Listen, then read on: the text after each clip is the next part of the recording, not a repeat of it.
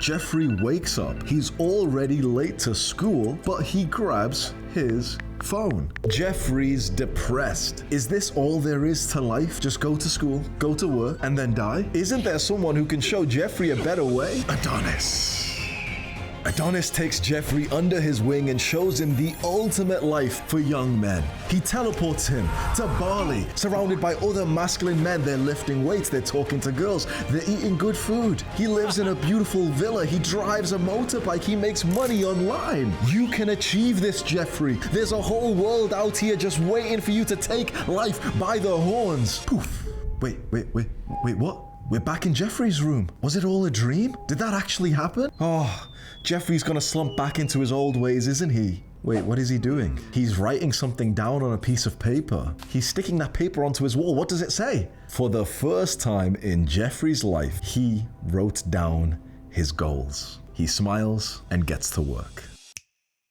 One day when I was 10 years old, me and my brother wake up early and we sneak downstairs to play our favorite game, RuneScape. We're not allowed to play video games in the home because my dad tells us not to, but my mum lets us.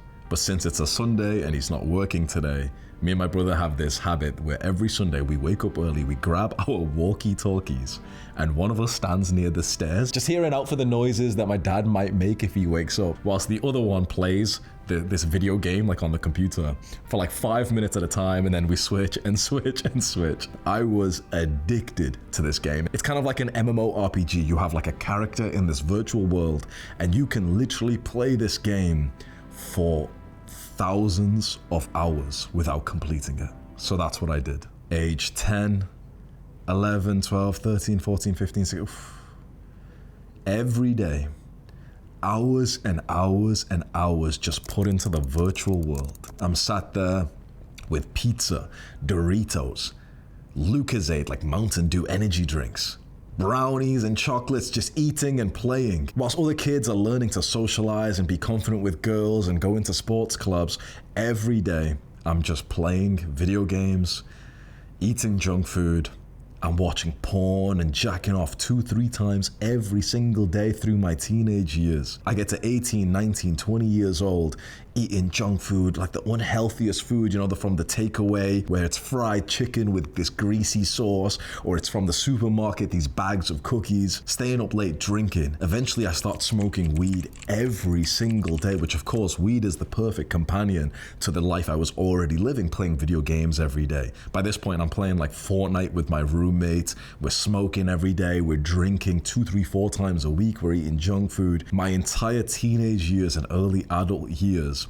were just spent consuming. It went from being so fun and so wholesome, like sneaking downstairs with my brother to play this video game like 5 minutes each, to eventually me just being like a 21-year-old loser. I didn't take life seriously. What was once fun turns into mundanity, boredom, depression. Whilst other kids were taking life seriously and studying and working hard, I was just grinding in the virtual world. And so when I get to about 21, 22 years old, I find myself just working my first ever full-time job, and I hate my life. This one day I wake up sleep deprived as always, get ready for work, put on my tie, walk out, and it's cold and dark and miserable. I get onto the tram, like the public transport, and there's almost no one on there. There's like one other guy on the other side wearing like a high-vis vest. He's going to work early in the morning as well. It goes through the city. I'm cold, listening to my music, almost like shivering, wearing my jacket. I've got another 20-minute walk in like these work shoes. Get to the office, sign in on the computer, say hello to my co-workers who I've got nothing in common with, and just do this mindless work for the next 8 hours. 9 hours actually, because I have a 1-hour unpaid lunch break. Finish work at 6 p.m. The entire day is basically gone and I've made like £64. Never mind the price of lunch and the commute and everything. I've profited like £55 today for an entire day of my life. 20-minute walk to the tram, and I'm gonna walk fast because if I get there just fast enough I might get the earlier tram home, but I see it leave and I've got to wait 12 minutes for the next one, and it's only 12 minutes, but it's fucking like, it feels so long. Wait the 12 minutes, the next tram comes, it's packed of everyone who's going home after work. Everyone's just kind of depressed. Every now and then there's like a random fucking angry crackhead just being loud or whatever. You feel so uncomfortable. I get off at my stop. It's already dark outside. I've basically not even seen the sun today. I walk down the stairs, choose the shortcut to get to my apartment building. The shortcut's like kind of undeveloped. There's no street lamps. And so you have to use the flashlight on your phone to be able to see the floor because it's completely dark. I'm using the flashlight to walk over to my apartment. I can see it in the distance and I am so miserable. I can't believe this is what life is like. When you're young and you're in school, you feel like it's gonna last forever, this school mindset. Who you have a crush on, who you're gonna hang out with today, what you're gonna watch when you get home. But when you become an adult, when you grow up and you realize this is what life is, it's miserable. And so I go on my phone and I turn the flashlight off. So I'm just in complete darkness outside. Like on this random street, it's completely dark, like you can barely see anything. And I just start crying. This is what life is. I'm depressed. And it's my fault. All those years when I was younger, that I was just playing video games and not taking life seriously and just watching porn and eating junk food. What I was doing with all those bad habits was I was stealing happiness from tomorrow. That's the new view of depression that I want you to have. The idea of depression that we've gotten from the pharmaceutical companies and the medicine and all this bullshit modern day world. The idea is that depression is kind of this disease that can strike you at once and you're just stuck with it and you have to take these pills. I'm here to tell you that that is a complete and utter lie. It's from companies that want to profit from your misery. It doesn't even work. Everyone believes these days that depression is this random disease and I'm depressed and I need to take this medication and this and this and this. And it doesn't fucking work. People who are depressed stay depressed forever. So I'm going to tell you a better mindset, a better view with depression. If you are depressed, it's because you deserve it. It's because you have done so much of the instant gratification habits, the bad habits like porn and video games and junk food and staying up late. You've done so many of those bad habits. Each one of those bad habits steals happiness from tomorrow. And when you keep doing them, you've stole so much happiness from tomorrow that then you wake up and you feel depressed. Instant gratification is the word that you need to understand to cure your depression. Instant gratification basically just refers to the things that we do that feel good right now, but they steal happiness tomorrow, like junk food. Junk food tastes nice right now, but then tomorrow you feel kind of depressed because you ate the shit food, you feel worse, your stomach kind of hurts and you've gained some fat. Porn feels good when we watch it right now. It's like stimulating. But the moment you get the post-nut clarity, it feels bad. And it's like we were up here. Porn makes us go a bit higher. It feels good and stimulating. But after we're done, we're lower than the baseline that we started at last time. On a short-term basis, if we just take some junk food or play some video games or watch some porn, our life goes up a little bit, but then it goes down lower than the baseline. But then if you do this every day, the baseline just keeps going lower and lower and lower and lower.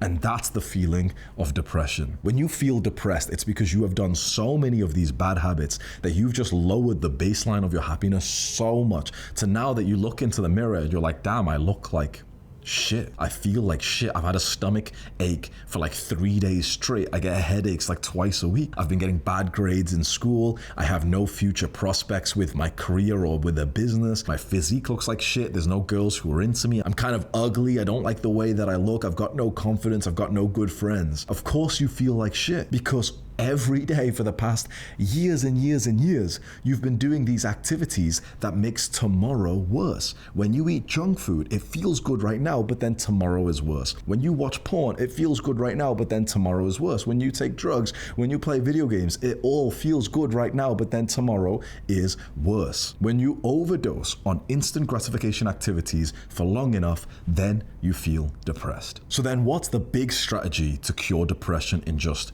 2 weeks? We need to do the opposite of instant gratification activities. Remember, instant gratification is the bad habits that we do that feel good right now, like porn, video games, junk food, but then they make us worse tomorrow. The opposite of that is the delayed gratification activities. They feel hard right now, but then they make us better tomorrow. Can you think of a few of those right now? What feels hard right now, but then makes you better tomorrow? Exercise, meditation, reading books, learning, walking in nature, socializing with good people, learning skills, spending quality time with people that you love, with your family. These things can feel kind of uncomfortable right now. Like imagine if I told you, go spend some quality time with your mother or your father. If you're really visualizing it, a lot of the guys watching this might feel a bit cringe, thinking like, oh, like, how do you do that? Oh, I don't know. Like, we're not really the type of family who does that. Or if I tell you, go and exercise right now. Some guys will be like, okay, exercise is fun for me. But for a lot of people, they'd be like, oh, I don't know. Last time I exercised, it just kind of hurt and you don't even see any progress, whatever. It doesn't feel good. Delayed gratification activities feel hard right now, but then tomorrow your life is better. Now, straight away, if we just go and do a few sit-ups right now or a few push-ups, tomorrow technically we're better because, we worked out today. But you don't really notice anything. But then if you stick to it for 3 months, there's a big difference. If you stick to it for 3 years, you look completely different. That's the way to stop being depressed. We get depressed because we've done so many of the instant gratification, the bad habits like porn and video games and junk food and going to sleep late and waking up and scrolling on our phones to the point that we just stolen happiness from tomorrow, and then we look around and we're just miserable and we have no good friends. We have no women in our lives. We don't like the way that we look. We're not confident. We're not healthy. We've got physical pain, emotional pain. We just live a shit life. Of course you feel depressed when your life is shit. But delayed gratification is the way out of depression, where we do the hard thing today, like we eat clean. When we eat clean, it doesn't really feel so nice right now, especially if you're new to eating clean. If you've been eating clean for a while, then it starts to feel good. But let's say you're used to eating like a normal person, junk food, whatever. And then we give you like a healthy meal. It's got single ingredients, it's not processed. You eat it, you're like, oh, it doesn't feel stimulating, doesn't feel good, whatever. Doesn't feel good, it feels hard. But then tomorrow, you're a little bit healthier and a little bit fitter. Now, if you do that again and again and again, your baseline goes up. That is the way out of being depressed. That's the big strategy you need to think into your own mind. I got depressed because I did those bad habits that feel good in the moment, but then they make you feel worse long term. The way that I stop being depressed is I do the good habits that feel hard right now, but then in the long term, they make you feel better. So now let's go over the 4 major causes of depression. Each one of these is like a form of like instant gratification. It happened because we are basically just like living the fun, enjoyable, stimulating life right now, which is stealing from tomorrow. The first major cause of depression in young men is bad physical habits. Poor sleep, lack of exercise, bad diets.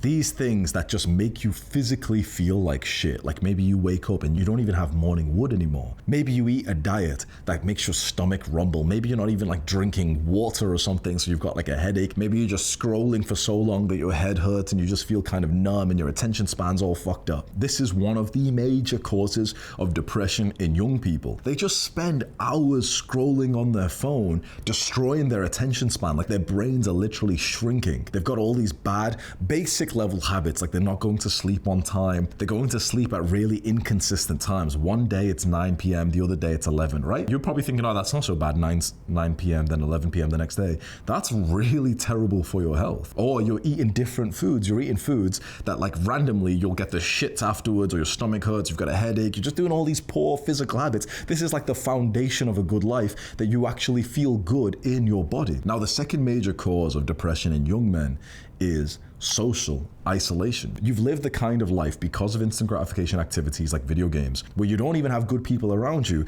because the craving of your social life has been fulfilled with fake brotherhood. We as young men desire brotherhood, status, and recognition. We're supposed to mix with other men, be competitive, and grow. The problem is, these days it's just easier to do that on video games. Imagine if technology didn't exist. You would have such a pull to hang out with the boys and then to do competitive shit like martial arts or lifting heavy weights to develop yourself as a man because you wanted to be respected by the other men around you. Now that video games exist, instead of craving that brotherhood in real life, you crave it in Call of Duty. Instead of getting your purple belt in jiu-jitsu, You want to get the 6th prestige in Call of Duty. Instead of making money in real life so that you have like this status and this feeling of importance, you want to make money in GTA or these MMORPGs. We need to have brotherhood in our lives, in our physical world, not just online, so that we have this huge pull to succeed. Because look, a lot of people online will tell you that you don't need to you shouldn't care what anyone thinks about you. And I swear to God, everyone who says that is a fucking Jeffrey little pussy. If you don't care what anyone thinks about you, you're probably a fucking freak. Every guy that I know that I respect very much cares what his tribe thinks about him. He cares what his family thinks about him. He cares what the other strong men thinks about him. You shouldn't care about what like the peasants think about you, the Jeffreys, right? Let's say if you start going to the gym, some of your Jeffrey friends will look at you and be like, he's gay, he's going to the gym. You don't want to care about what they think, but you should think of some like high level guys you know. Maybe you think of like your big brother or this one guy that you know who's successful, or maybe you just think about role models in your life and you think, okay, I know this sounds a bit cringe, but I'd like to impress them. If I ever meet Hamza, I want him to look at me and be like, damn bro, like you're in good shape. It's that desire of the feeling of importance and acceptance in a male, in a masculine brotherhood that causes you to really want to grow. And there's nothing wrong with that. That is a completely natural desire for men. We want other men to see us as high status, important, and competitive. In the modern day, we're told that that's like an insecure thing. It's not at all. The guys who say like, I've got no ego, I don't care what anyone thinks of me, they're the biggest fucking pussies of all. They try and act like all confident when they say this, but they're like fucking little skinny neck little dweebs, out of shape, weird people. You don't want to be like one of those people, even though it sounds like a flex, like I don't care what anyone thinks of me. I'm telling you, no fucking masculine guy actually believes that. Every masculine guy cares what other people in his tribe think. Yeah, you don't want the peasants to judge you. Who cares about their perspective? But I care what people think about me. I care what my followers think about me. I care what my family think about me. I care what my male friends think about me. Because if they think badly about me, that's a reflection of me messing up. When I do good in life, when I've been hardworking, I get more respect from my friends. So therefore, I can use the respect that I get from my friends as a judgment of whether or not I've been actually living to my potential. Other men in your life should be able to pick out your weaknesses and tell you that you're fucking up, tell you that you've been complacent. When you don't have brotherhood in your life, it's so easy to just get into these bad habits and to just go sink away on the internet and just go play video games and just go sit at home. If you lived with like masculine guys, imagine that scenario. Imagine you lived with masculine guys. Like imagine me, you, and 10 other guys like us lived in the same massive villa together. You would not be jacking off in your bedroom. You would not be in there playing video games. There's a 0% chance. You know why? Because I wouldn't let that happen. The other guys in the house wouldn't let that happen. If anyone was like in their room all day, would knock on, be like, what the fuck are you doing, bro? You're not jacking off, are you? You're not playing video games. Like, okay, you're just doing work. Okay, sweet. It'd be so easy to get competitive. One guy drops down and starts doing push-ups. The other guys will just fucking start as well. One guy says, boys, let's go spar today. Let's go box each other. Everyone's down. You're just like 10 times more productive. When you don't have brotherhood, it's so easy to get into those bad habits, the porn, video games, junk food, and then you feel depressed. Now, the third cause of depression in young men is having nothing to look forward to, having no hope for the future. What does that sound like? Think about it. Having nothing to look forward to. Delayed gratification. Remember what I told you before? Instant and delayed gratification. Delayed gratification is when we do the good habits that feel hard right now, but they make our life better and better and better, like exercise. When you do the delayed gratification activities, the good habits like meditation, exercise, journaling, reading, all those things that develop you, right? They do feel hard right now. I won't lie to you. They feel hard and uncomfortable, but you just know they make your life better tomorrow and more and more and more. So when you do loads of delayed gratification, good habits, you have something to look forward to. When you're consistently going to the gym, you start feeling happy for the future because you know you're going to get a six-pack soon. That's what makes you feel so hopeful and pleasant, and it gives you a positive outlook on life. When you don't have something to look forward to, which is basically instant gratification, you almost don't want time to pass, right? Imagine you're only doing the bad habits. You know tomorrow you're going to wake up with a worse brain. You know that tomorrow you're going to wake up with more fat on your body. You don't have anything to look forward to. You're literally, the future seems bleak. This is how guys get so depressed, and they even start getting the desire to delete themselves because they look to the future and they don't see anything positive happening because they keep doing the bad habits that makes tomorrow worse and worse and worse. Can you imagine just how bad of an existence that is? And you probably live this way where you're mostly just doing the bad habits that makes tomorrow worse. When you do so much of them, you get to this point where you start getting so depressed and you're so nihilistic for the future because you think, when I wake up tomorrow, I'll be a little bit fatter and more of a loser. When I wake up the next day, I'll be a little bit fatter and more of a loser, and over and over and over again. So you don't want it to be the future. You don't see anything positive happening in the future. So of course you get depressed. You get this like nihilistic, sad kind of energy. And now linked with this, the fourth cause of depression that I see in young men is no purpose, no mission, no contribution to others. As a young man, the single most important thing in your life, do you know what it is? It's not girls. It's not even your family. The single most important thing in your life is your goals, your mission, the purpose of your existence. Basically, your mission is like the big work that you're going to spend the next 5, 10, 20 years of your life on. And it's always best if you feel like it contributes to others. What is the mission of your existence? Who are you contributing to? Most young men, if you ask them, what's your purpose? What's your mission? They'll be like, oh, what? Unk so corny, bro. Dead rose emoji. Like they're just kids who are like, oh, you're so corny, bro. They're depressed, getting ready to fucking delete themselves, but they'll think you're fucking cringe, corny, because you're talking about purpose or mission. No, being fucking suicidal is the corny thing. Being suicidal's fucking cringe. Not the guy who's like got a purpose for his fucking existence, right? Most young men, if you ever ask them like, what's the mission of your life? They'll be like, what? They'll have no idea what the fuck you mean. They'll try and clown you and say that it's cringe or whatever. And that's why they're all depressed and their screen time's fucking like crazy, like fucking 6 hours a day.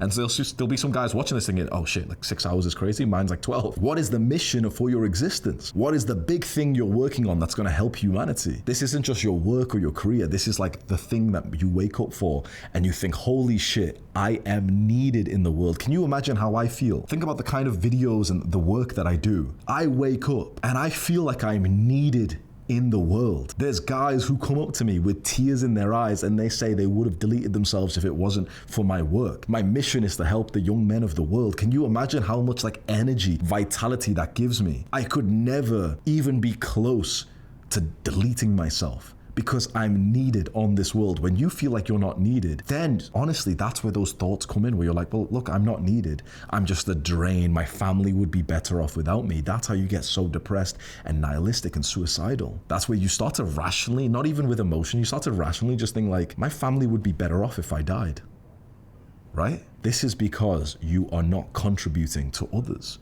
When you don't have a mission, like this kind of work that you feel like is helping others, then you start to just get so depressed. You need to have some kind of mission. You need to have some kind of work that you feel contributes to others, whether it's like I'm doing, like on this global scale, or if it's just you with just one person you're trying to help, or maybe you're just trying to help your family and you're focused on them because you want to make money so that you can retire them. Maybe you're trying to help the stray dogs in your country and you feel like, oh man, like these animals, they need me. Maybe you're trying to fix the climate. Maybe you're trying to help the world stop using plastics because that's causing infertility. Whatever the mission is, you need to have some kind of mission, because if you don't, your rational brain will just tell you, yeah, there's literally no one will miss you. There's no reason for your existence. You're just a consumer. And when you're done feeling good about consuming and you just feel bad and there's also nothing hopeful for the future, well then, what's the point on existing? As men, please remember what I'm about to say here. I promise this is one of the most important sentences I'm going to say in this video.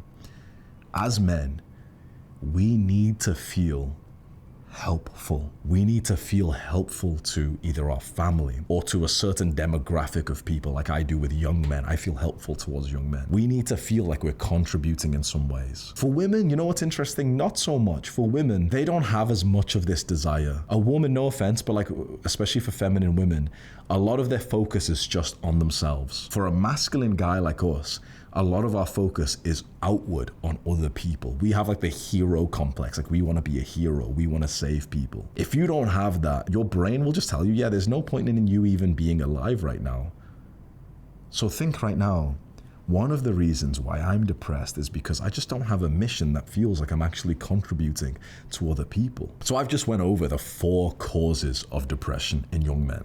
I've gave you a bunch of high-level ideas to think about. But now let's make them super tactical.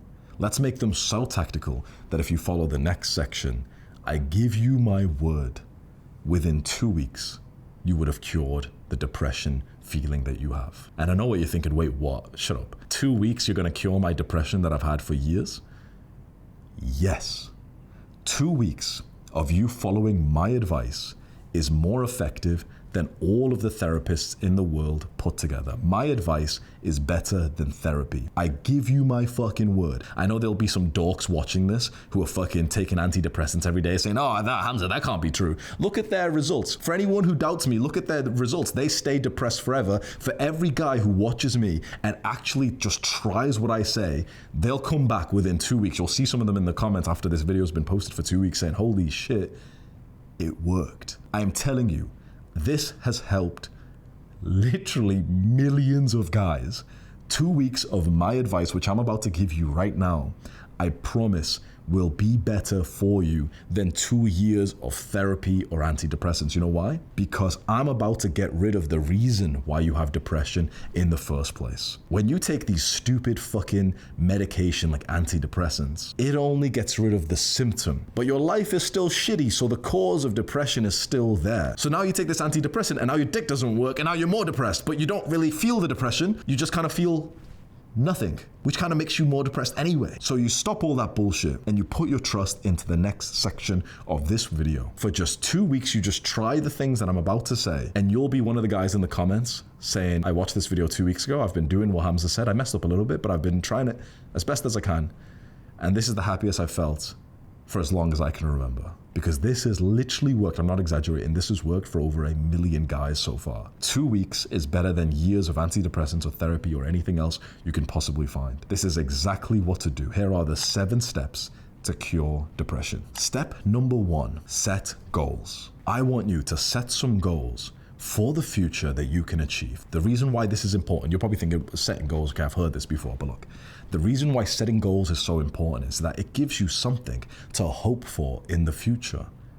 And I'm gonna tell you right now, one of the best goals you can set is just like what happened to Jeffrey at the start of this video.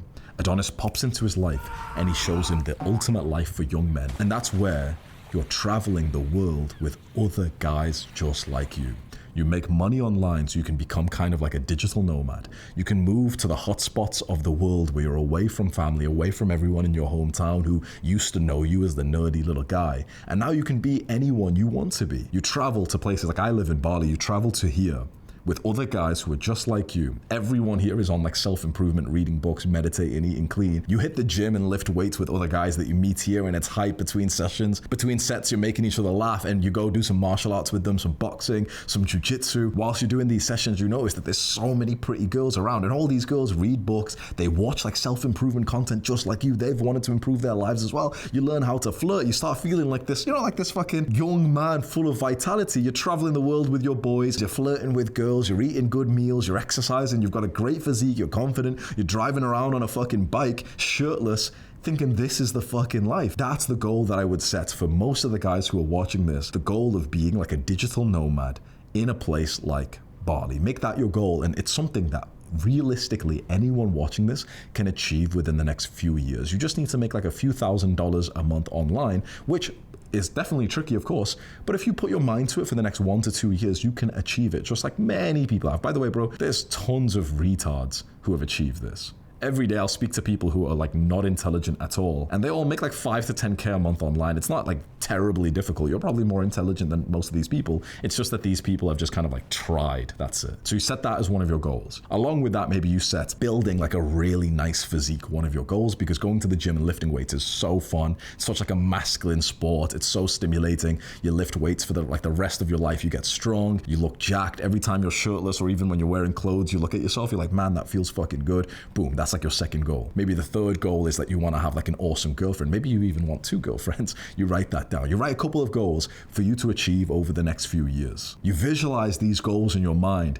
and whatever one gets you hype, and you're like, man, that'd be fucking cool. Like that's actually possible. Like I could actually have that. Holy shit. That's the right goal for you. The first step to curing depression is setting those goals, because now we have something to work towards. And instantly this makes you feel better right away, because you're thinking, oh shit, like I've got a mission. I've got something to march towards. There's this lifestyle that I can enjoy, which is completely different from the way that I'm living right now. The second step to curing depression, once we have the goals written down, is to do the positive mental health habits that will make us feel mentally better. Meditation, gratitude journaling, exercise, and also mindset training. I'll go over each of these briefly. Meditation, the reason why we meditate is so that we can become more present. Basically, when you're present, that refers to a time where you're not like deep in thought about the past or the future. When we think about the past or the future, that's when we get like depressed or anxious. The best moments in life is when you're here right now, actually there. Let's say we're having a conversation with someone. We want to be present with them, actually here with them. We don't want our mind to be randomly kind of thinking other memories whilst we're speaking to this person. There was a study that found that no matter what you're thinking about, whatever memory you have in your mind, even if it's a bit of a pleasant memory, it's actually worse for your happiness than if you're just present here right now. Most people are not very present people because a lot of the shit that we do, like, the phone stimulation, it kind of destroys a bit of your presence and you start having all this mind wandering, you get random memories, random insights, whatever. You will just want to be here where you are right now. So the way to get more present is to meditate. And every time I tell someone to meditate, by the way, they always tell me the same thing. They're like, oh no, well, I tried it, but it doesn't work. And I totally get that, but it's retarded. That's like saying, oh, well, I tried lifting weights, but it didn't work. I did like 10 reps and then I couldn't do any more. So you hit failure. Yes. That was the point. Like, that was literally the point. Like if you're not going to the gym, you might not understand this. But people will say like, oh, well, I tried to meditate, but then I got a thought. You do realize that was the point. Like, that you literally were meditating. If you just kept on doing that, you would have gotten the result. When you meditate, look, this is how you meditate, right? So you just focus on your breath. Just feel the sensation wherever. Just keep it in one point. So for example, I always just choose this bit here, right there. I just feel whatever sensation I can there.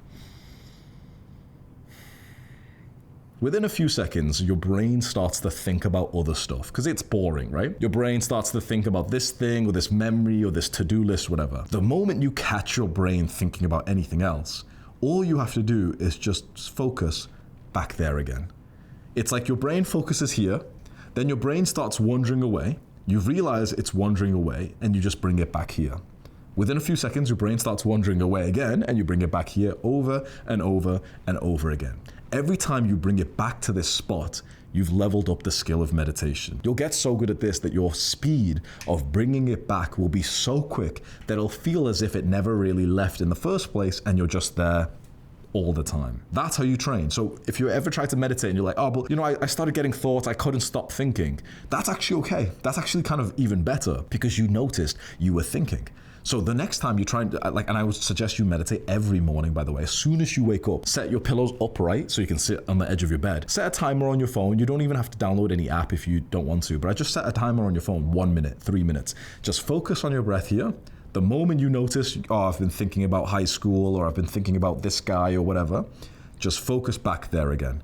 Every single time you bring it back there is like you've just done one bicep curl for the brain. Every single time you bring it back. So it's a good thing. When you notice that your mind has wandered, it's a good thing. That's part of it. You just bring it back. When you bring it back over and over again every single day for a few minutes and up to even 10 minutes, 20 minutes eventually, but just start with 1 minute. When you keep doing that, you'll notice that your brain will just naturally do that when you're in conversations. You'll notice sometimes you'll be in the gym, maybe you'll be doing some push-ups, and your brain will start to think about some other thing which is irrelevant, like, what you're gonna eat later. And your brain will just come back to the present moment and feel the push-up, feel your chest, and you'll get like a way better pump. What you want throughout your entire life is you wanna just be focused on what you're doing right now, kind of like a pro athlete would. When a pro athlete is about to perform, imagine they're doing like a deadlift or they're about to box or something. They're not thinking about what to eat later. They're thinking about, okay, make sure you step like this. They're just in a flow state, right? That's what you want to be in. When you're speaking to a girl, you don't want to be thinking about what to do with my hands or whatever.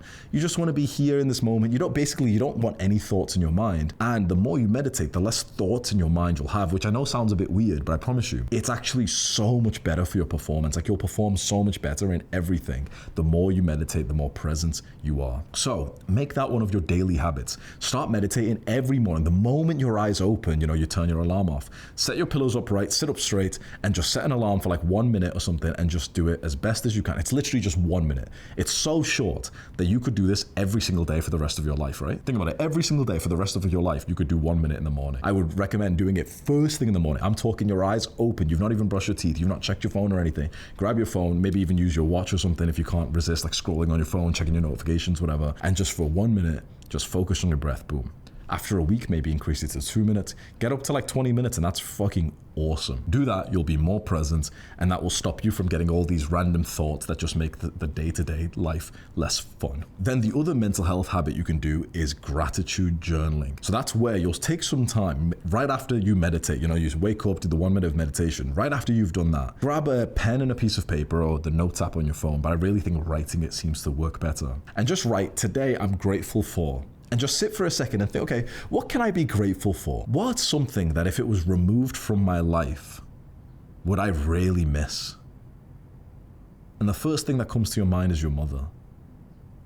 You think about one of your friends who's lost their mothers recently, and you think to yourself, what would you do if one day you woke up and she was just dead? How would that feel? Imagine the gut-wrenching pain. And now smile because she's still here, and realize the last few weeks you've completely taken her for granted. Suddenly you just appreciate her more. How about like visualizing, like just pretend for a second, it's 60 years from now. Pretend we're all like 70, 80, 90 years old. We're getting close to dying. We're like in a hospital. We can't even stand. We're getting drip fed fucking nutrients. We're about to die. Just visualize that for a second and imagine somehow it's like a miracle. You're like 90 years old and you just press some magical button and you've been transported to where you are right now. Imagine we were just 90 years old about to die. You look down, you're like, oh my God, holy shit, I'm like 20 again. It's sometimes like there's like a movie plot that's like that, isn't there? Like where he's an old guy and then he comes back to his young life and he's about to change his life and everything.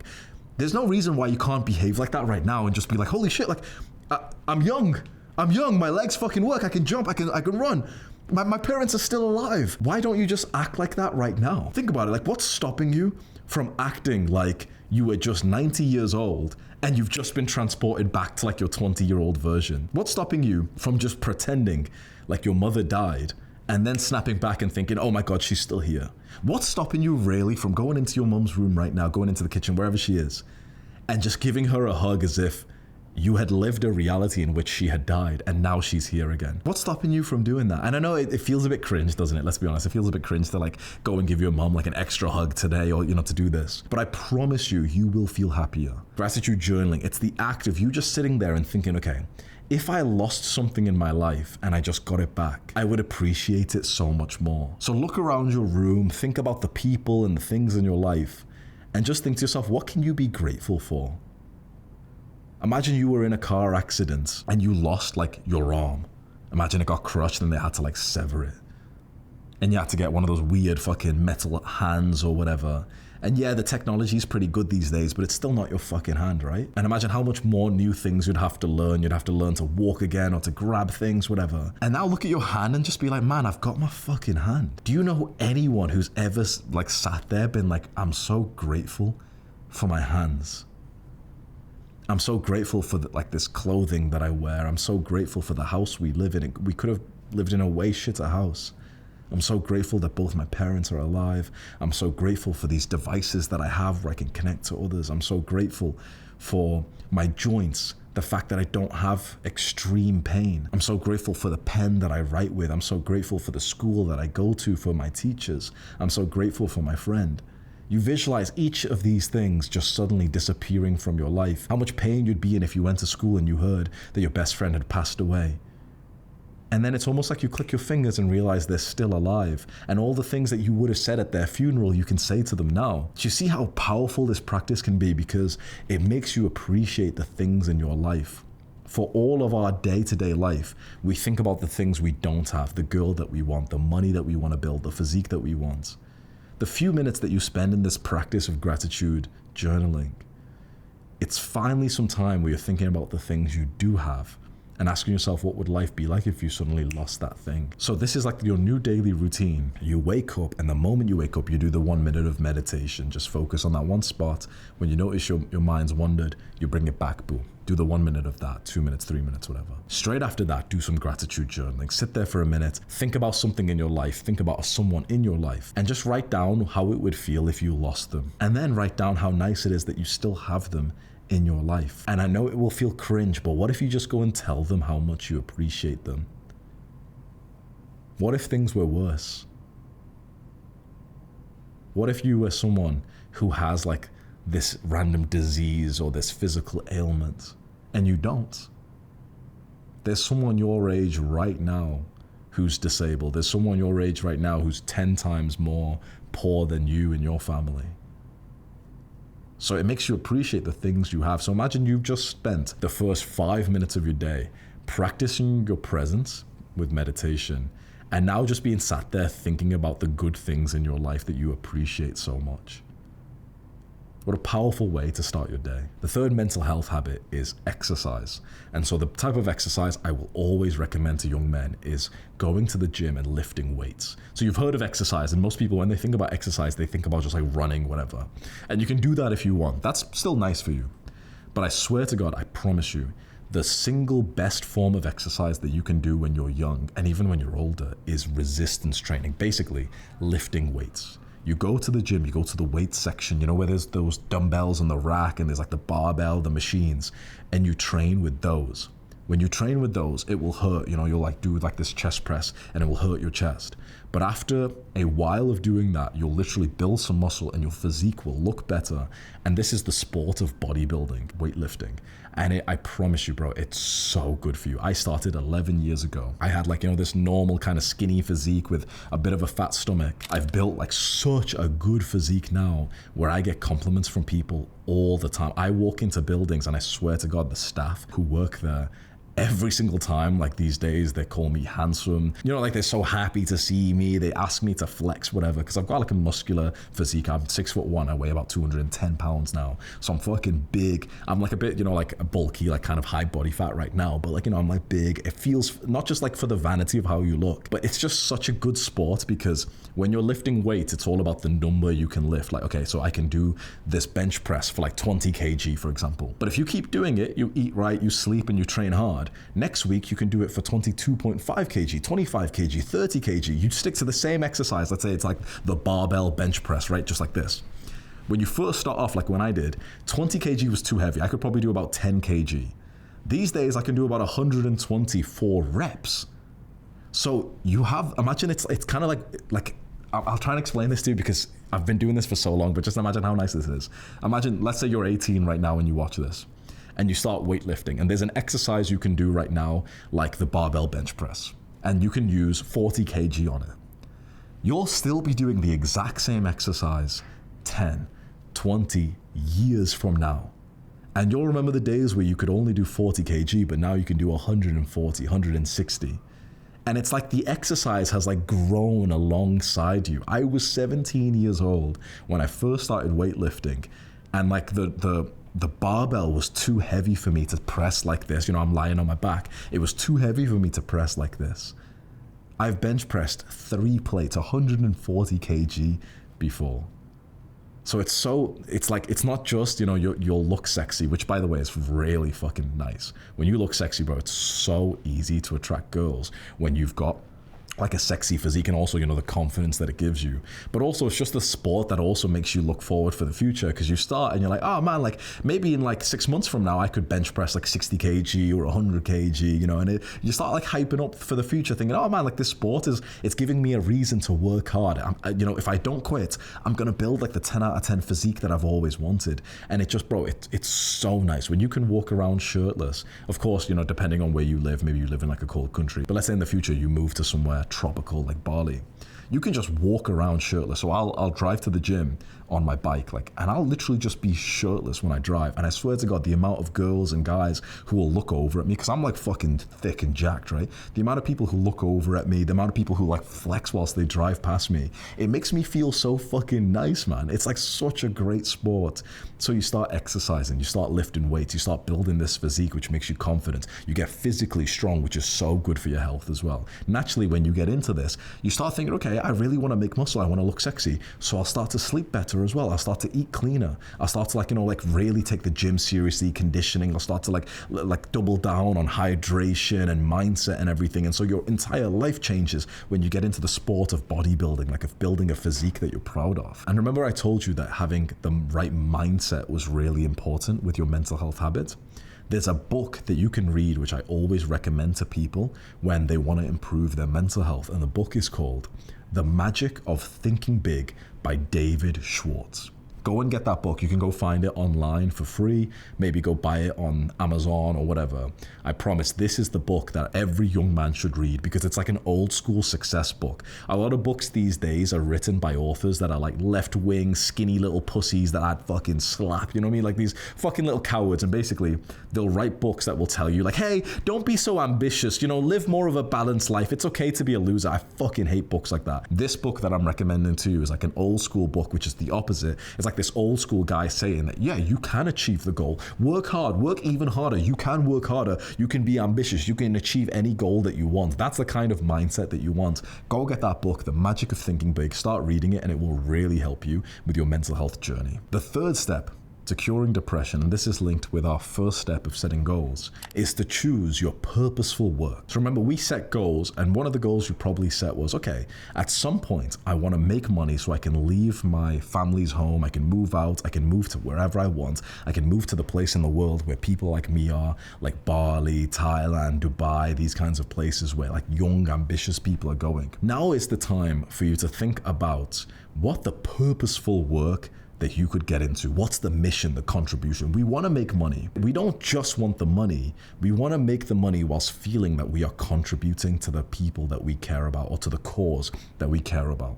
So now's the time for you to think, okay, I'm going to make money. I'm going to get rich. But how do I want to get rich? It's not just that I want to make money. That's the basic level. The level above that is that I want to make money whilst I feel like I'm doing good work, that I'm helping the kind of people or the cause or the mission that I really feel is important. So ask yourself right now, if you were already a billionaire, who would you help? What kind of person could you help and do you want to help? What problem in the world pisses you off a lot? It could be porn addiction in men. It could be loneliness. It could be mental health like I'm doing here. It could be social skills or men's dating skills. It could be the environment. It could be microplastics like recycling. It could be the climate. It could be animals. What is it that really makes you so sad and you're like, man, I wish that problem went away in the world? Let's say for me, it was helping young men. When I started this work 5 years ago, I saw that young men were at such a disadvantage in society. Women have been hyped up for the last few decades, told that you can do anything you want. You go, girl, you can go get the degree, you can work, you can do anything that a man can. Men have been told, stop being violent, stop mansplaining, stop doing this, stop doing that, stop making women do this, and blah, blah, blah, blah, blah. We've been told all bad things about us. Men have been told to sit down, shut the fuck up, and just sacrifice yourself when you're needed. But right now you're not needed, so we don't like you. I saw this and it pissed me off. Even when I was like a teenager, men's issues would really get to me because every time it was spoke about, some fucking girl in my class would hype up and say, yeah, but girls have got this other thing. And I'd be like, bitch, just let us fucking talk about the fact that men are killing themselves at 4 times the rate than women. Let us talk about the fact that most of the homeless in the world are men. Let us talk about the fact that most of the people who die in the workplace are men. Let us talk about the fact that most of the people who've got a terrible mental health, who are suicidal, are men. But we can't, because the moment we speak about these things, we suddenly have to translate it into women and say, oh yeah, but women have got, shut the fuck up. This zero-sum empathy. When we're speaking about men's issues, we have to say, yeah, but women have it bad too. No, how about we just fucking focus on the men for once? Throughout our fucking generation, men have been left behind. Did you know that men perform worse in every year of the education system? Women go to university and get degrees way more. Did you know, remember the phrase, the gender wage gap? Did you know that that was a fucking lie, that men earn more than women? Did you know that that was literally a lie and women literally earn more than men? And when the real statistics came out, when the real data came out, the feminists went quiet. They always told us that feminism was for equality. The moment it came out with real data that women make more money than men, feminists have just shut the fuck up about the gender wage gap. If they care about men, they should be talking talking about the gender wage gap and saying, oh, women earn more than men, we've got to bring the men up. But they don't give a fuck about men. Nobody does. They don't give a fuck about us. So I saw this, as you can see right now, and I get pissed. I see the fucking inequality of the world. I see how left behind men have been. And if you talk about men's issues, suddenly people just think you're like a misogynist, you hate women or some shit. I saw this, it pissed me off, and I was like, you know what, look, you can get rich doing anything, but you may as well get rich whilst also focusing on the problem that you genuinely want to work on, because you'll just work 10 times harder on it. So I thought to myself, you know what, I'm going to take on the problems of young men. I'm going to try and help young men. I'm going to educate them. I'm going to be like a leader for young men. And I've worked so hard and I've been so dedicated to this that of course I got successful whilst doing this. So you need to do something similar. You need to think to yourself, okay, what is the problem, the cause, the mission that spikes something inside of you? Focus on that. That is like your career, your business. That's the way that you can make money in the world. Just for now, you don't have to have the complete idea, because it's something that you'll kind of discover over a few months of like getting into it. But just as a start, just think about what type of person you might want to help, and just think about what type of problem you might want to help them with. And then just think, okay, well, what are the ways I can do that? I can educate the people who are going through that problem with social media content. Let's say the problem that you want to get rid of in the world is like porn addiction in men. And you think, okay, well, I could become like a no-fap YouTuber. And after a few years, I might have like hundreds of thousands of subscribers. And I've gotten like hundreds of thousands of guys to quit porn. That's like, bro, that's fucking good contribution to the world that you've just done. And you'll get rich at the same time. Once you've got that, the fourth step to curing depression is such a simple one, but it's so powerful. Smile. This is such a powerful hack. Smile. When you go through your normal day, you wake up, you're about to meditate, you're about to work on something, you're going to go to school or work, you're going to the grocery store, going to the gym, whatever you're doing, we'll often just be in our mind. We'll just be thinking about what we have to do. Okay, I've got a chore, I've got to do this thing. Okay, I'm going to get to the gym, I'm going to do this, whatever. I swear this is so powerful. As many times as possible in the day, just remind yourself to smile. And literally, even though there's no reason to smile, just force the muscles of your face to smile. Just force them like this. Within a few seconds, it will often turn to a real smile. You can do it right now. Just fake a big fucking toothy smile right now. Just fake it for a second and allow it to just like kind of like introduce that feeling. There's real studies that have shown that if you just fake a smile, you're very likely to genuinely feel happier, because it is actually the commands that we give to our body that changes how we feel inside. The biggest lie is thinking that you need to feel happy to smile. That's what most people think, right? They'll smile when there's something to smile about. So we need something to smile about first. No. I promise this is such an interesting mindset. That's not how it works. You don't smile because there's something to smile about. No. You smile and then you get things to smile about. You smile, then someone, like a girl, smiles at you, and then you've got something to actually smile about. You smile and everyone seems happier to you that day, and now you're actually a happier person. You don't wait for something to happen to smile, because then you just won't smile that much. You become the type of person who just smiles as much as possible, and then people will smile back at you. Bro, when you're smiling through the day in the gym, whatever, you'll notice so many more people will smile at you rather than you being like a normal kind of face. You know, it's so rare for someone to smile at you when you're in a normal face. You're kind of thinking about life, whatever. I promise, if you become the type of person who just you remind yourself 100 times every day to smile. You have it on your phone in checklists. Like you have a checklist for getting ready for the gym. You have a checklist for getting ready for work. You have a checklist for getting ready for school, and you tick off each one. I promise, if you have smile there like 10 times, and it's like, okay, history class, smile. Gym, like you walk into the gym, smile. It's like a little checklist you press on your phone notes app every day. I promise, you start smiling more people will smile at you, and you'll just get so many more opportunities. You'll have so many more reasons to smile. It's like one of the best hacks against feeling depressed is just forcing yourself to smile, reminding yourself to smile, even if there feels like there's nothing to smile about. There'll be some guy here who's watching this thinking, oh, well, that's just stupid because you need a reason to smile. No, you don't. Smiling doesn't require a reason. It just requires contractions of your muscle of your face. Do I need a reason to flex my bicep like this? No.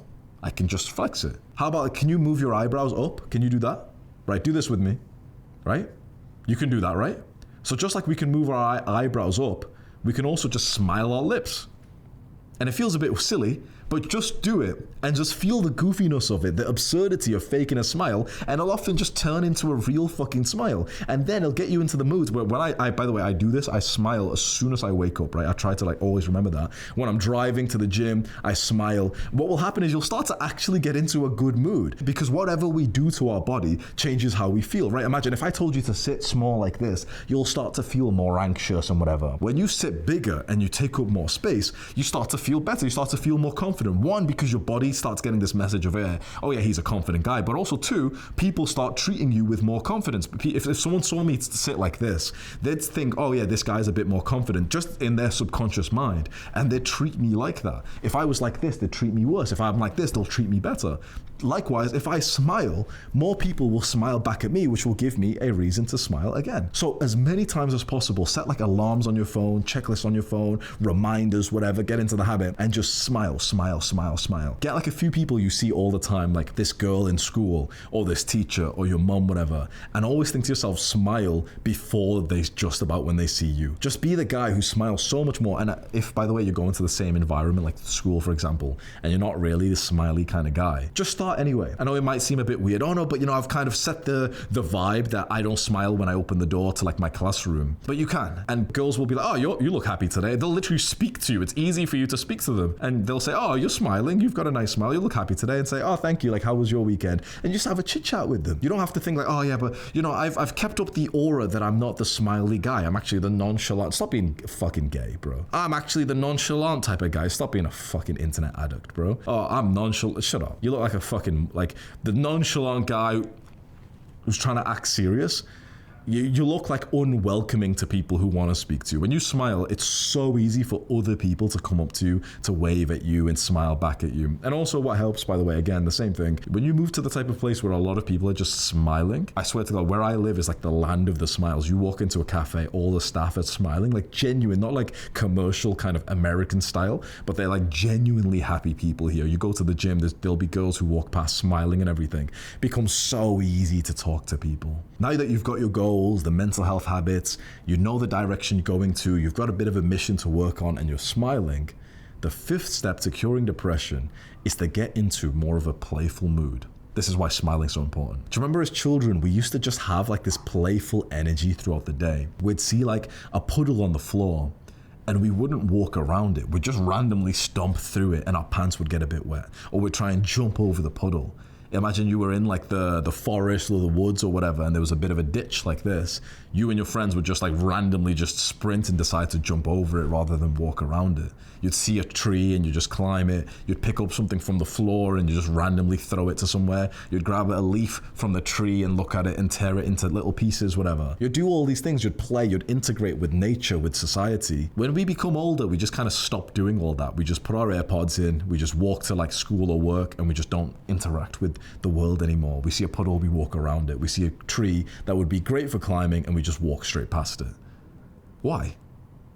You know, as adults, like, we're supposed to still live the exact same life. Like, adults are still meant to play the exact same way that we were as children. Why don't we do those things anymore? Come on, it's embarrassing to admit. Because we're scared of being seen as corny. You know, by those same fucking internet trolls who'd say that you're corny because you feel like you've got a mission in life. They'd be like, oh, that's so corny. Bro's got a purpose for his existence. Like, they'll be talking in memes. Bro's got a mission in life before GTA 6. They'll just be saying this cringe shit, this internet shit. The type of people who'll comment like first on these fucking videos. These fucking like come on, internet fucking retards, right? Bro, we've got Hamza mental health guide before GTA 6. Bro, that fucking meme comment has never been funny. And the type of people who comment like this, they've literally, like, they're so depressed and so not funny people, right? So the type of people who will judge you saying like, oh, unk's corny, or, you know, whatever shit that they'll say, if they ever see you like climbing a tree, they're depressed, taking antidepressant pills, and their uncle probably rapes them. So like, who the fuck cares about what some fucking kid is gonna say about you if he sees you like randomly you're walking and you jump over a puddle? Unk's just jumped over the puddle. It's like,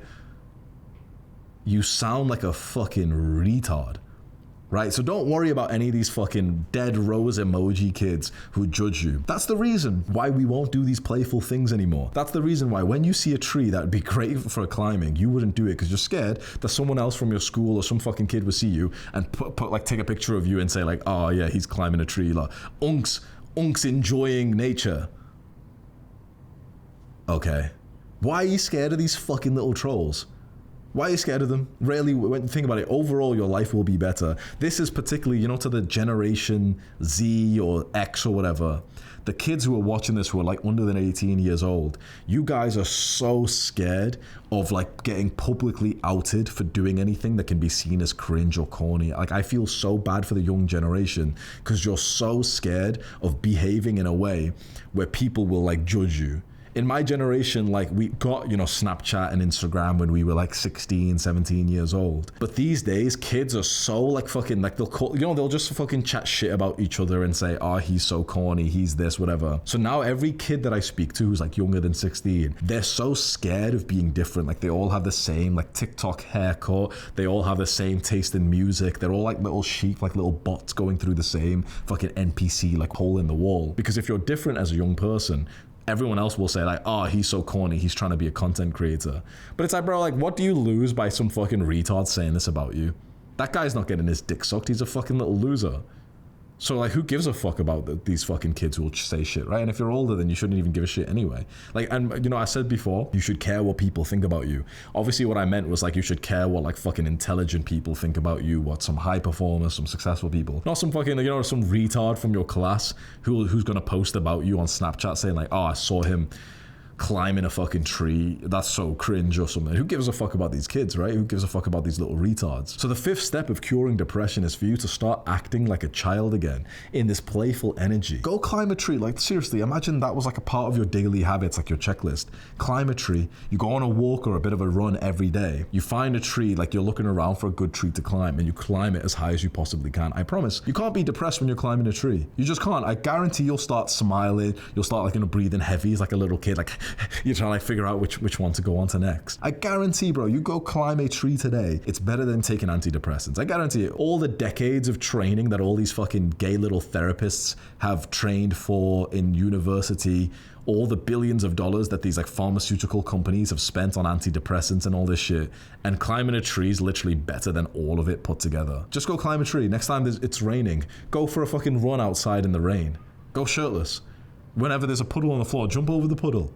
I guarantee you do these. I know it sounds so silly. This is how you stop feeling depressed. You start having this childlike, playful energy. You're like, you're making noises, you're randomly playing games with yourself. Best case scenario, you've got someone else to do this with. If you've got some friends in the same vibe, you can randomly wrestle with them. Let's say you all go to the park to like play football together, and you randomly just grab one of your friends and you start like wrestling each other and stuff. And again, it's like some fucking kid who's depressed, has to take antidepressants, and he gets raped by his uncle, is like watching you guys taking like a little picture of you saying like, "Unk so corny, these guys are wrestling before GTA 6 came out." It's like, just, you're fucking internet fucking GTA 6, oh, corny, dead roads. Like, just shut up, man. All this shit's so gay now. Like, the people who say corny, the people who write in these memes are the corny motherfuckers themselves, right? We're getting to a nice part of society where basically there's the two splits of people. There's the superhumans who are going to start to live in the ways that I'm describing, and then there's the subhumans whose entire personality is built of like the fucking TikTok and Instagram comments, and they know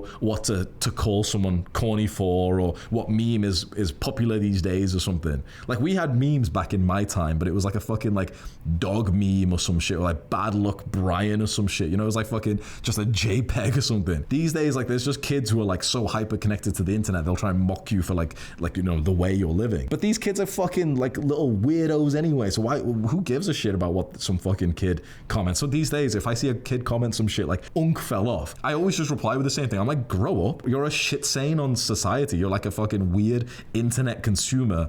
The gray matter in your brain is deteriorating from your consumption of fucking internet content. This culture online where someone will shit on you for being a productive human being, so cringe. I think the people who say cringe, corny, GTA 6, whatever the fuck these kids are talking about, I think that's the corny thing. Like, someone will trim this up. Unks angry about GTA. Like, shut up. Stop this internet, bro. It's so cringe the way people talk online. If you go and live a healthy life, if you start going to the gym, there'll be someone in your school who'll start saying this about you, like, Unk's going to the gym before GTA. Just shut up. You get my point, right? I'm probably not using the lingo correctly, but you get my point. Like, you're so scared of what these genuine mental disability people are gonna say about you. Who gives a fuck, bro? If you go to the gym, they'll make fun of you. If you don't go to the gym, they'll make fun of you.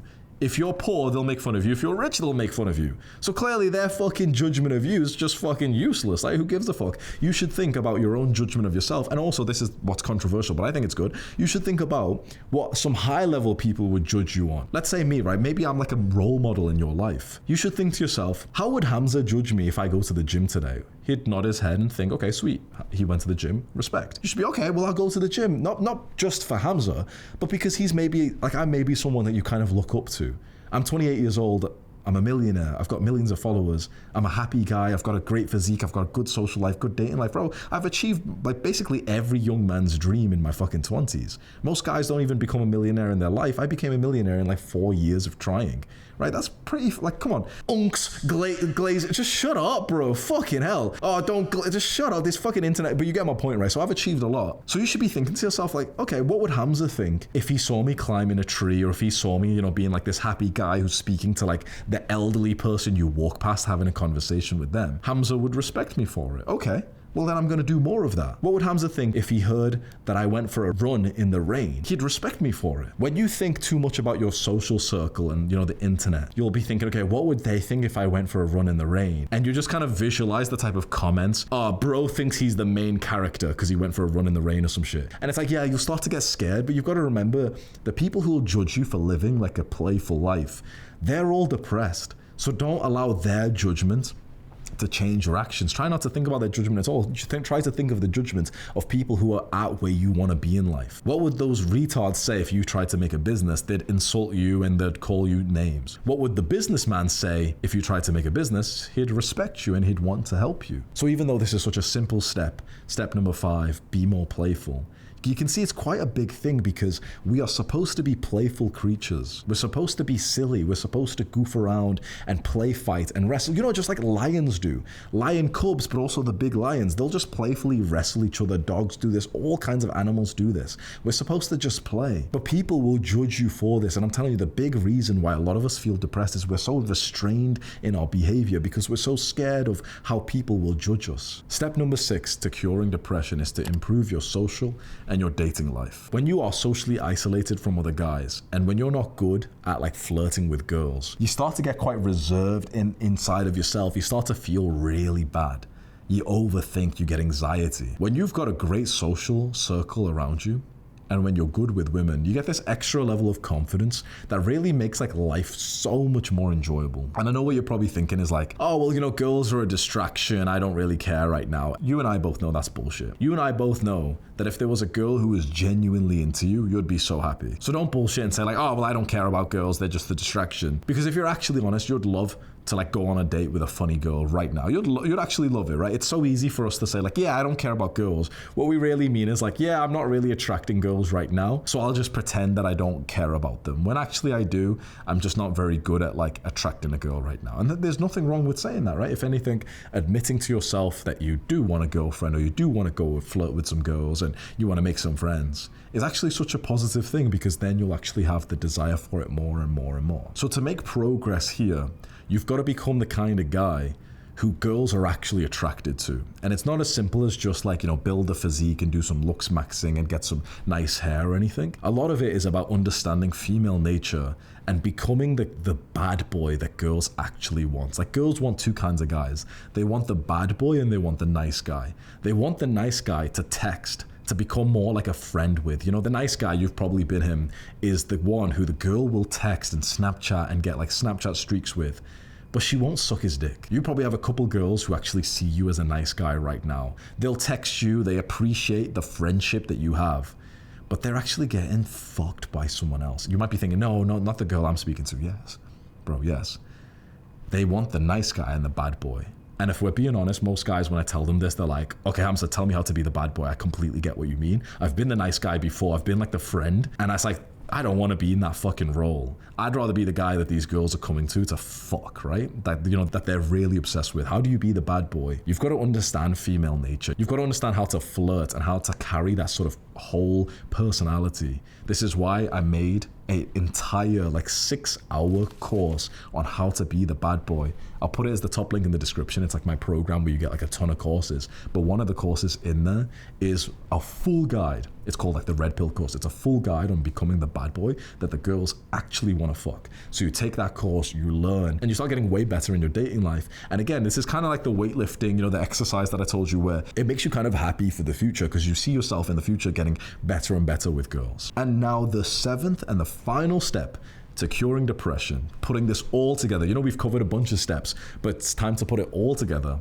The 7th step is to write down a timetable, a daily routine, putting everything that we spoke about into one place, and then you can stick to it as best as possible. Do you remember in school, we had like a timetable where you would see, okay, 9 a.m. we start, 10 a.m. we have maths, 11:30 we have lunch, 12 we have science, whatever. It was like a timetable, right? You should have a timetable for your day-to-day life. So for example, you might write down 5 a.m. wake up and morning routine, 5:30 meditate, 6 a.m. read, 7 a.m. gym, 9 a.m. school, 4 p.m. come home and eat, 5 p.m. gym, whatever. You get my point. You would just plot out the day-to-day life of what we're going to do on the best day possible. So you can do this on your phone where you can just have like a, you know, wrote it down, 5 a.m., 6 a.m., whatever.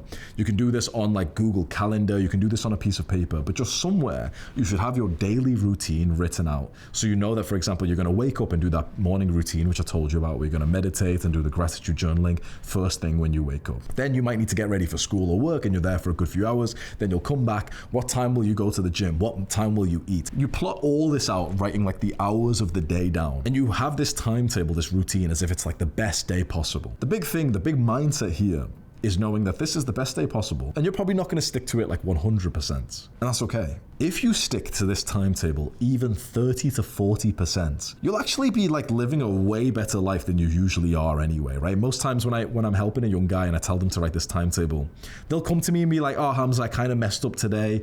I was in school longer than I thought, so it kind of took away the time that I had for the thing afterwards, and you know, the gym took me longer and I couldn't go, whatever. The timetable got messed up. And to that, I always say, bro, the day you had today was still better than your normal day, wasn't it? And he goes, yeah. And I said, see, the timetable's so powerful. You write down the perfect timetable, the perfect daily routine. And if you end up following it even 30 to 40%, it's usually better than your normal days anyway. But some days, because you've got the timetable in front of you, because you've already wrote 7 a.m. exercise, the decision's already been made, you end up having a way better day than your normal days. So write down the timetable somewhere. So this could be on your notes. You just write down 6 a.m. wake up and morning routine, 7 a.m. school, 3 p.m. come home and eat, 4 p.m. gym, whatever. Just write it out somewhere, Google Calendar, whatever. Just write down the daily timetable you try and stick to as best as you can, slotting in all the things that we spoke about today. So you might have some reminders for smiling. You might have a block of time for reading that book that I told you about. You'll have a block of time for going to the gym and lifting weights. You'll have a block of time for working on that purposeful mission that we spoke about. You'll have reminders for smiling. You'll have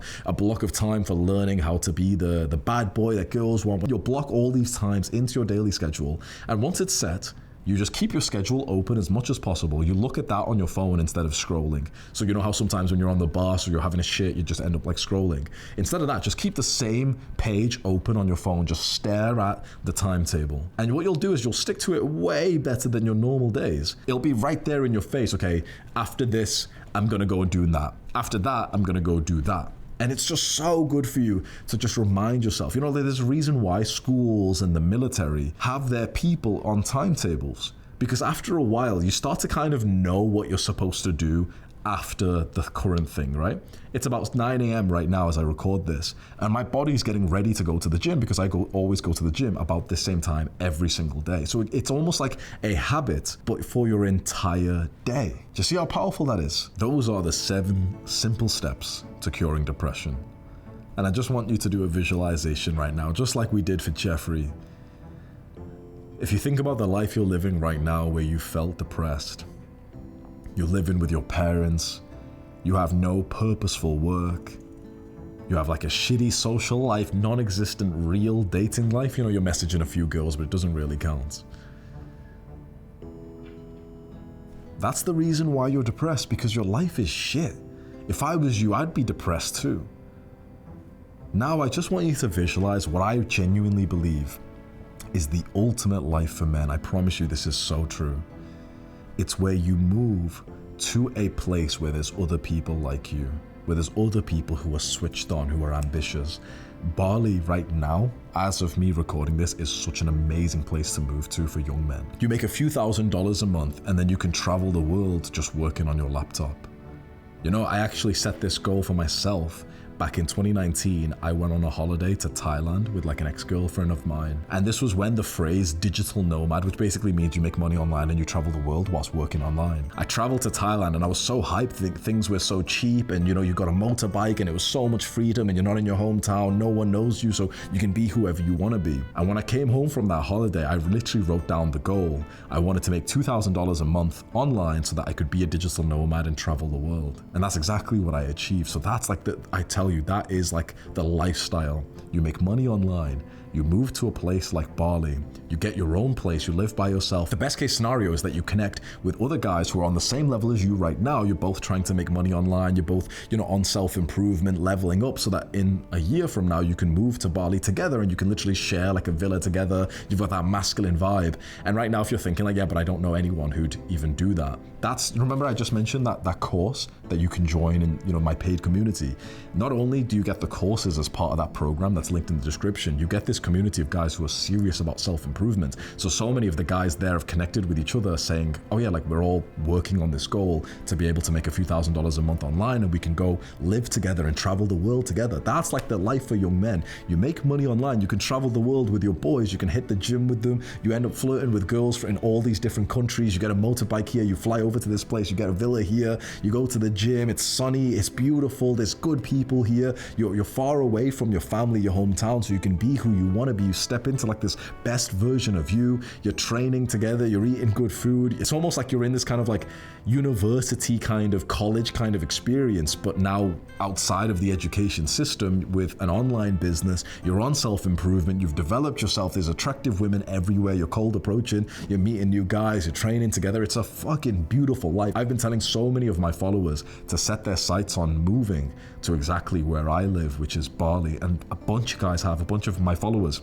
have literally moved here, and they all train in the same gym as me. So imagine like bro, every day you go to the gym, there's other guys who have watched videos like this, who have quit the bad habits, who understand, you know, the addictions that we all went through, who are now eating clean, lifting weights together, being competitive, talking about the same things that we talk about. We've all got like inside jokes, we call each other Jeffrey, whatever, and it's like we've got like a fucking little community here, and every guy who's here has got a massive smile on their face. It's so easy to meet women and meet other guys, and you're making money on, like, bro, it's fucking awesome. There's a whole world out here for you to explore. You don't need to just stay in your hometown and stay like, you know, this small little traumatized boy as you've been this entire time. There's a world out here for you to enjoy, right? To think about how beautiful it would be for you to like speak to a few guys right now who are on the same path as you, who have got the same goal as you, and for you guys to work together to maybe get here later this year or next year. At the same time, you rent a villa together. How fucking cool would that be? That's why I made that community, Library of Adonis. That's where like the guys who are the most serious, the ones who like are my followers, the ones who are most serious about their growth, we join there as a community. And there's guys that you can meet who are inside of your hometown. Like you can see the map of our members, and you can start to like actually get onto this path with other guys, which checks off that need of your brotherhood, of your social life. There's a whole world out here. One where it's sunny and you're riding around on a fucking motorbike shirtless. The type of stories that you will literally tell your future children. Life's too short to be just sat in your little childhood bedroom, depressed, consuming. It all starts with you taking action on what I've given you here, of you mixing with other men who are on this path, who are going upwards in life, not downwards like the Jeffreys that you know, but upwards. You integrate really, really as best as you can in this like masculine self-improvement space that you are watching me for. And I promise you, the life that you want, I promise you it's as good as I'm hyping it up to be. I promise you it's achievable. I've done it in a few years. I see a bunch of young guys as well, 18, 19, 20 years old, who have achieved it, and they look so happy. They're so productive, in great shape, meeting girls and hyping up with the boys and training hard and building businesses. There's such a good life out here. And I wish that for you, because I've been in those days where I was depressed and I hated my life and I was just working some shit job that was like expected of me. I went to university, got the degree. I lived a life that was expected of me, and I was so depressed, and I changed up everything.